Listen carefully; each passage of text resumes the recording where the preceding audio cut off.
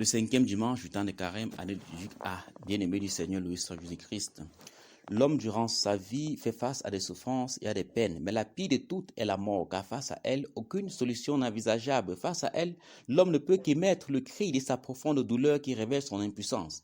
La mort, on aura beau l'éviter, mais elle finira par s'inviter dans notre vie.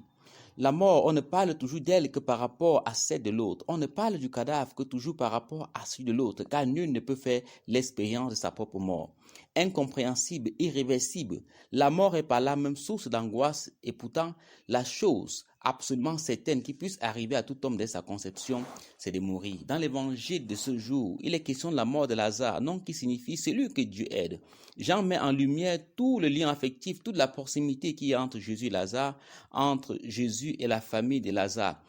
Jésus, si l'on peut ainsi dire, était pratiquement adopté par cette famille. Le lien est si affectif, si intime et si étroit, au point où on va dire à Jésus au sujet de Lazare, celui que tu aimes est malade.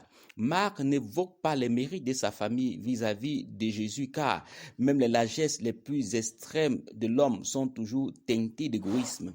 Jésus doit donc se lever après empressement et pas amour. Mais curieusement, il passe encore 2 jours, il donne une signification à cela. Le silence de Dieu dans certaines de nos difficultés, face à certains maux qui nous accablent, ne signifie pas qu'il est indifférent ou impuissant, mais juste que ces difficultés sont faites pour la gloire de Dieu et non pour nous faire sombrer. Marthe exprime sa déception et son tourment à Jésus. Si tu avais été là, mon frère ne serait pas mort. Comment comprendre qu'un ami de Dieu puisse mourir? Comment comprendre la mort de juste? Mais hélas, la mort, du moins la mort physique, ne distingue ni le juste ni l'injuste, ni le bon ni le mauvais. Marthe semble dire à Jésus que la mort de Lazare est causée par l'absence de Dieu. Oui, l'homme depuis la Genèse meurt parce que Dieu est absent, parce que l'homme s'est retiré de Dieu.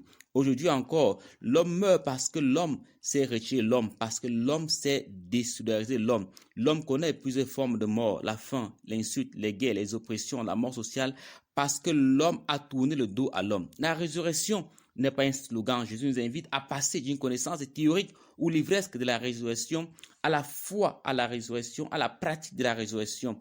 Car croire à la résurrection nous amène à ouvrir les tombeaux de la détresse, de la misère, de la corruption, de la haine, de la jalousie et faire sortir ceux qui se trouvent captifs. Croire à la résurrection nous pousse à délier le frère de nos mauvais jugements, de nos dénigrements, de nos envoûtements, de nos manques de considération. Celui qui aime, celui qu'on aime ne meurt pas. Celui qu'on aime ne peut être lié. La mort est absence de l'amour. Les chaînes sont absentes de l'amour. L'amour donne vie. L'amour descend au plus profond des ténèbres et pour rendre la vie, l'amour ressuscite. La résurrection n'est rien d'autre que le flux de l'amour.